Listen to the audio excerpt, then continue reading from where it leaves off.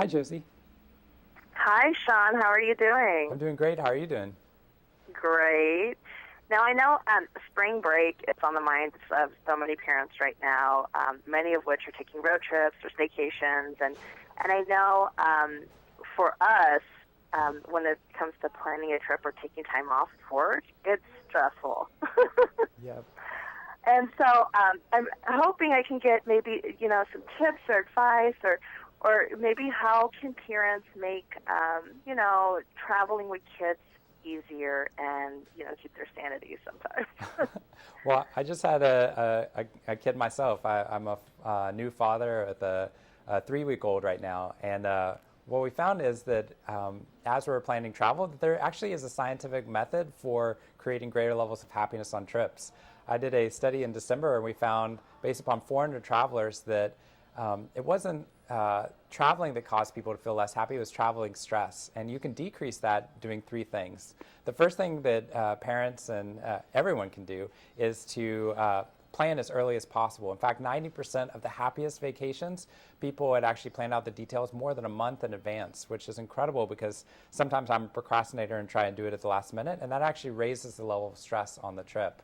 The second thing we found is to go as far away from home as possible. It's so easy to do a staycation because it seems like less stress, but the return on our time is not as high. We found that the 84% of the happiest vacations people were doing outside of their state and even outside of their country. We even found, based upon studying Twitter, that the further your post was written from your household, the happier the language was in the post. So traveling far matters. But then the final tip, and the thing that was so helpful in this research, is we found that it's so important to know somebody at the location, either to meet a friend or to have a local host or a travel guide that's knowledgeable. Because what we found that increases the meaning and happiness on a trip and decreases the stress is knowing somebody there and having social connection. In fact, there's even companies that specialize in this. There's a company called Monograms, which, in addition to doing the travel details, ensures that there's a local host you can meet in each of the locations who is not only there for knowledge, but there for social connection as well. Now, is this somebody that through the site you would meet and talk to prior? You can meet and talk to them beforehand, but also when you're at the location, you can. They'll tell you where to go, like what areas are safe. These local hosts know, what's the best thing to do with your time. Because sometimes we cram so much into vacations because we don't know what the good stuff actually is, and we're trying to do it based upon a website, never been there ourselves. And if you have somebody that's knowledgeable there that can meet with you, that can make you feel safer in the location, that decreases the majority of the stresses that people felt on their vacation.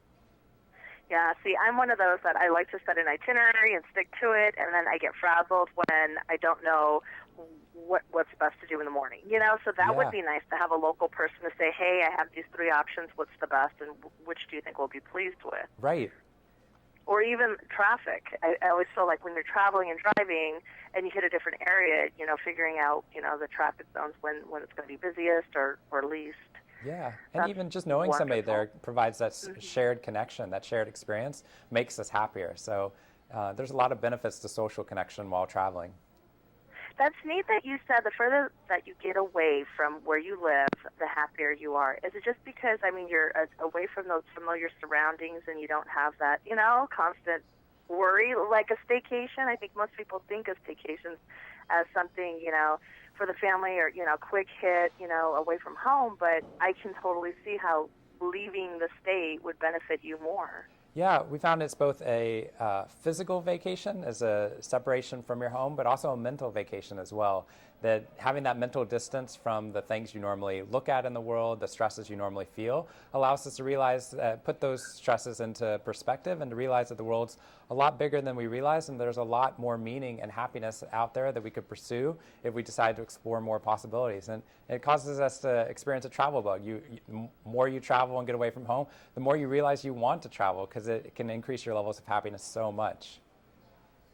Well, thank you so much for your time, Sean. Is there any resources or websites that our parents can go look up and learn more information about the road to happiness? There's a fantastic website, travelinghappy.com, that actually goes through all this research I just described about how you can architect a very positive and happy vacation for you and your loved ones. Wonderful. Thank you so much, Sean. Thank you.